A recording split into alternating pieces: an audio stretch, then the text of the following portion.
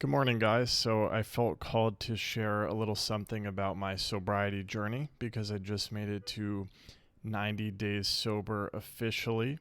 Now, I was actually going to wait until 100 days to kind of like make a post on Instagram and, share more thoughts about it. But I was talking to Danny, and Danny's been sober for a while, and he told me that 90 days is considered a milestone in the sobriety community. So I didn't know that, and I appreciate the excuse to share my experience early. So actually, here's my little trackers on my phone. So as you can see, I'm 125 days alcohol free, but I started no weed a little bit after that. So I just crossed 90 days with no weed.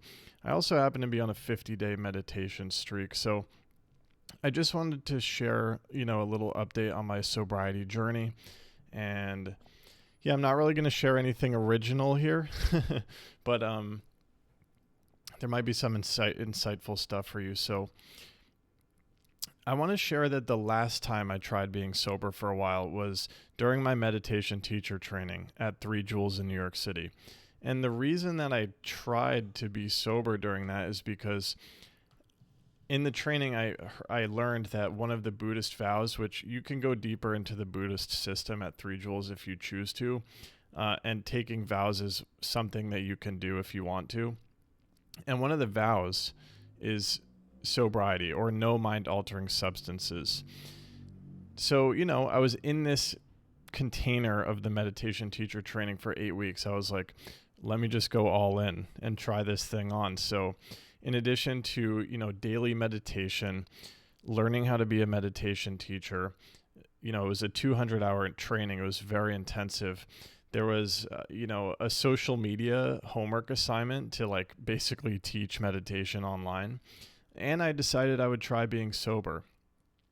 Now, that ended up being the longest swing of sobriety and the longest swing of meditation I've ever had in my life.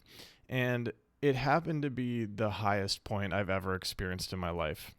Now, I had one more in the past sobriety swing, but I'm not really going to talk about that here. But yeah, during the meditation teacher training sobriety swing, I felt the best I ever have in my life. I felt the most socially connected. I felt the most connected to my purpose. I felt the happiest. Not that there weren't hard days, there certainly were, but overall, I felt the happiest and the most joyous and the most energetic that I ever have in my life.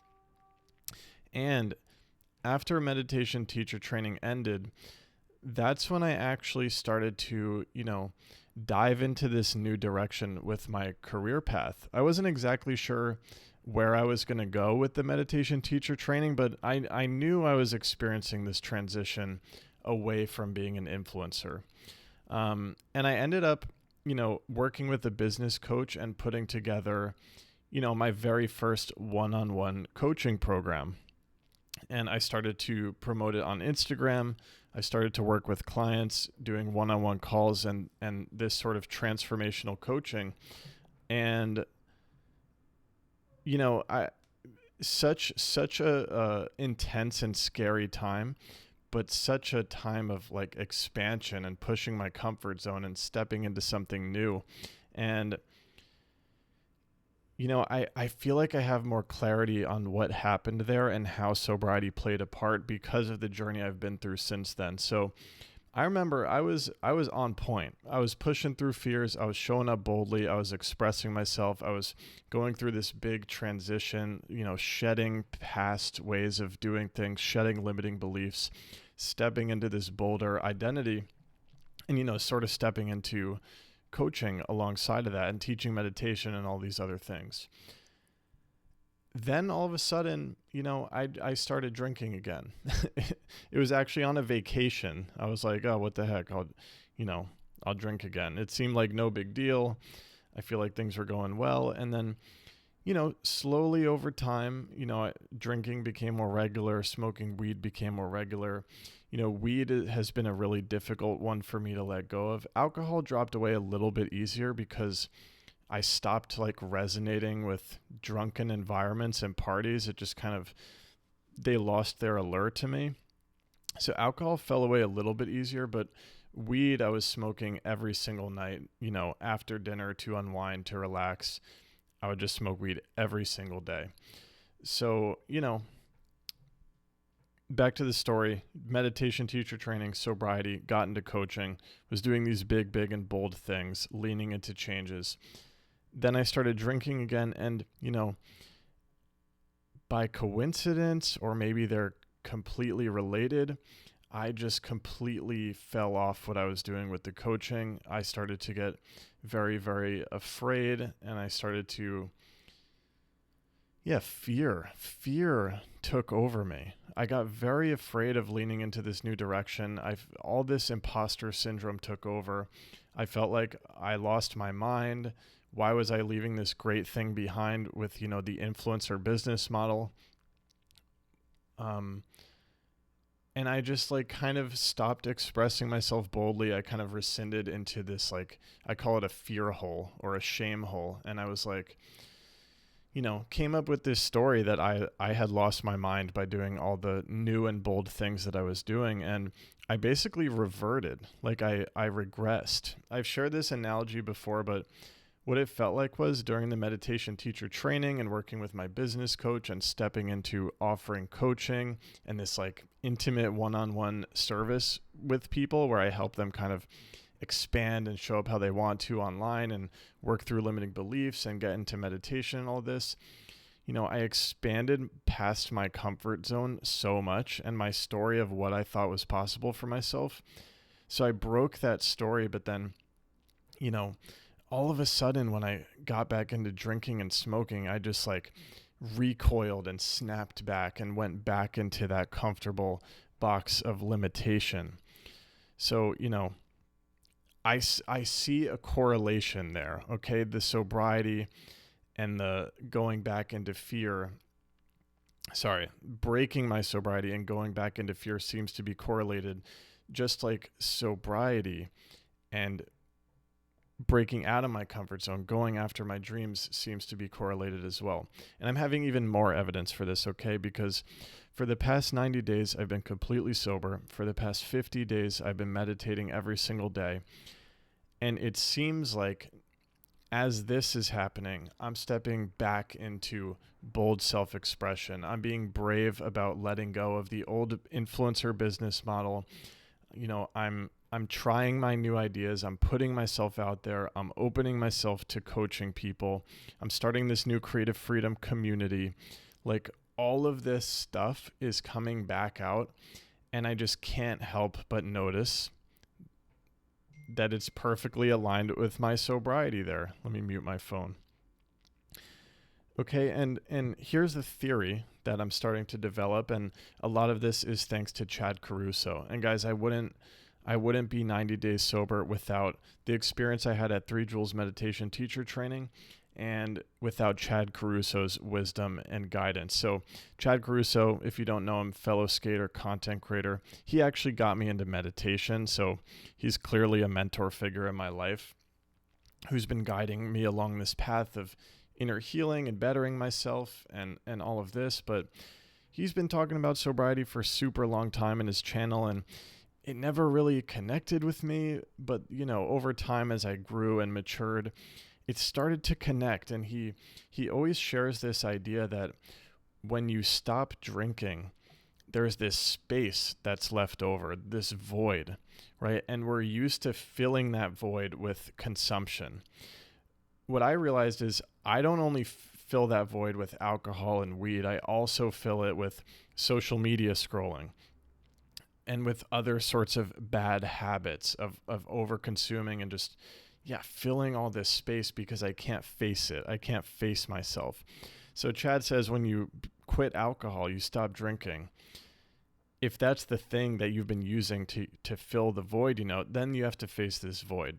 And he says it can be very uncomfortable to do so, but over time, you'll fill that space with something you're passionate about. So I'm obviously witnessing that is true for me. And here's the theory that I'm developing, and it's becoming an integral part of my holistic philosophy on achieving creative freedom. And it's that when you are able to face the void and when you stop filling it with consumption, drugs and alcohol being one example, in that space, like Chad says, you know, something that you're passionate about takes over that space. What I'm realizing is what takes over that space is creativity. It's your purpose. Like, if you're able to hold to this sobriety thing or this consuming less thing, however you want to put it, that space is going to open up. It's going to be deeply uncomfortable. You might have to do some inner work to figure out why you've been avoiding that space in the first place. But then you start to see there's this incredible peace and stillness and tranquility in that space, from which you can start to fill that space with creativity, bold creativity, authentic creativity. And creativity is a huge spectrum. So it could be starting a YouTube channel, chasing your dreams in whatever other way, creating a coaching or guidance business. It can be anything, right? It could be anything. Entering creator mode doesn't have to look one particular way. So yeah, I'll share a separate video at some point, kind of sharing what I'm seeing about creative freedom, but this piece of consuming less is a huge part of it, and sobriety is an integral key. Now, it's not only sobriety for me, it's also watching the phone use. It's also budgeting has come into the picture, you know, watching where I'm spending my time, energy, and money, the most valuable resources I have. And, you know, when I was drinking a lot and smoking weed every day, that also involves spending money. Okay, so then you're potentially working at a job that you don't want to be working at in order to fund a consumption habit that's consuming and taking up the space, the time, and the energy and the mental focus that you could be using to pursue your dreams. Okay, so when you start to see this, the motivation to like drink and smoke and whatever in order to escape yourself and fill the void, the motivation falls away because it doesn't make sense anymore when these pieces start to come together. One more reflection, and I know I'm getting I'm getting all over the place here. This journey has really brought to my attention this addictive personality that I had. Now, I always had this story in my mind that, you know, my drinking was moderate, my smoking was moderate, it was normal, it was healthy, all of this. But I've come to this surging clarity that personally, I do have an addictive personality. I have an escapist personality. I'm always trying to fill this space with scrolling on social media, with drinking, with smoking, with some form of stimuli. This really came in when I did my 5-day silent retreat, this realization. But yeah, developing the motivation and the discipline to stop all of those habits across the board. And I think stopping the drinking and the smoking has been huge because those are mind-altering substances. I've noticed that they can quickly, you know, flip me back into fear, into bad habits. At least without drinking and smoking weed, if I am turbo scrolling, doom scrolling on TikTok, you know, using social media in that bad habit kind of way, at least my mind is sharp about it. Like I have to face the bad habit. Like I have to witness what I'm doing. I find that weed and alcohol allows me to kind of just escape and, like, you know, numb the pain in a way. A realization that I just shared in my Instagram post about this is that, you know, why am I being bolder and more expressive and stepping back into coaching and stepping into my purpose now that I've been sober for so long? I think without these mind-altering escape mechanisms, it becomes more and more painful to live anything but my truth. So if you're if you're living your life in an inauthentic way, you can kind of numb it out and you can kind of get by. If you're drinking and smoking and scrolling all the time and doing whatever other bad habits to fill all that space, you can kind of numb it out. when you eliminate that overconsumption, now it's like you're forced to see what's going on in your life. This is something Chad says too.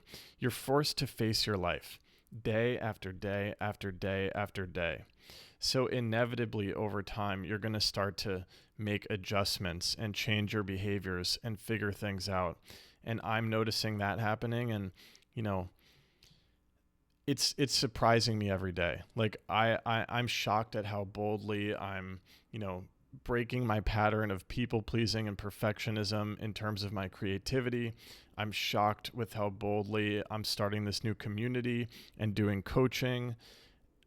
I'm just shocked, and it's only been 90 days. Okay, so I'm so curious to see where this continues to go. Another thing I want to share is, just in case this serves anybody else on a similar journey, I had to humble myself and realize that I can't do it alone. So there was a time recently, where this narrative of, I could just smoke and have a beer and then I'll be able to let loose and socialize, and I feel like I could really use that. That narrative was getting so powerful that I could feel myself almost tipping over.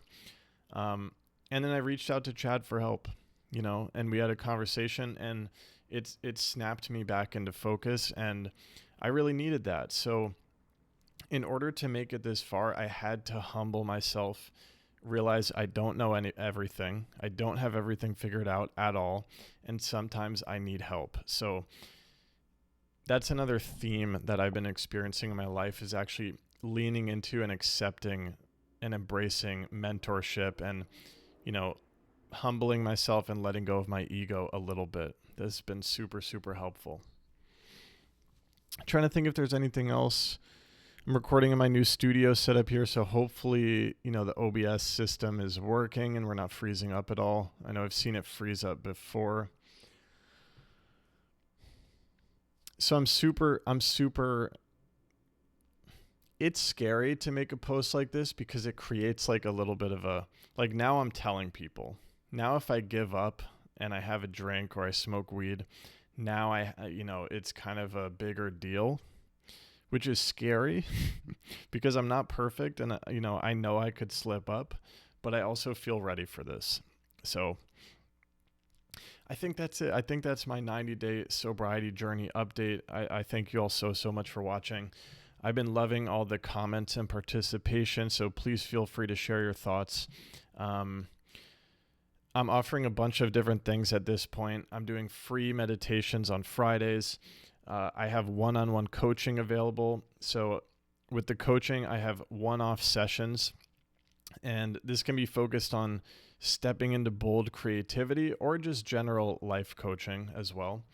And that can be one-off sessions, or what can be really powerful is a longer container. So those are both available. And I have the Creative Freedom Coaching Group or community that's in beta. I believe the early price, those spots have filled up.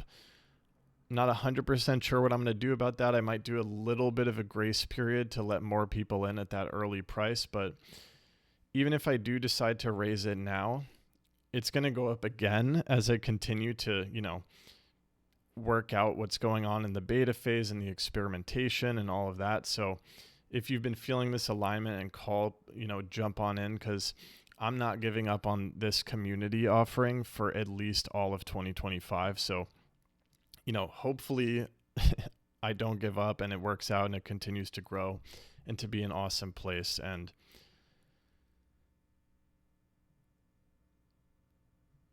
yeah, I feel like I could do a better job of being concise about sharing what I'm offering, but I don't even care. Right now I'm in this mode of let me keep showing up and being myself and doing it. So this is what it is right now. Okay. Lots of love. Hope I see you around, and I'll talk to you soon. Bye.